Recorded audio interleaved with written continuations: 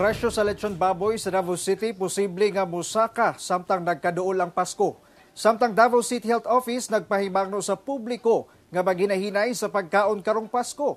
Dugang detalye sa report ni Kent Abrigana. Giingong dili kumpleto ang handa sa Noche Buena para sa ubang Pinoy kung walay lechong baboy. Importante yun, mas gwapo yung handa og naay lechon. Apan sumala sa ubang mamaligyaay sa Davao City, posibleng musaka ang presyo sa lechong baboy samtang nagkaduol ang adlaw sa Pasko o ganaa sa 100 pesos.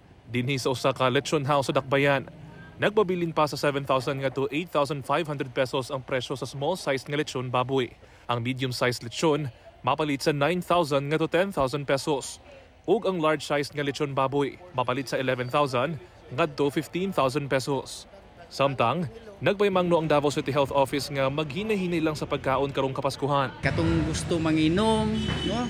In moderation tanan kay malikaya nato ng kanangkuan sa kalsada, disgrasya sa kalsada, o katong mga naanay mga sakit daan, katong mga naay diabetes, na mga hypertension, so maglimit Busa sila si Rolly ug Maria, ginagmayra kuno ang kaunon karong Noche Buena.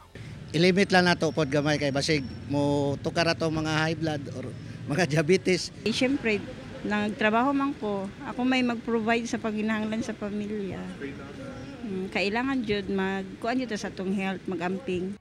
Kauban si Mel Colmenares sa kamera. Ako si Kent Abrigana para sa One Mindanao.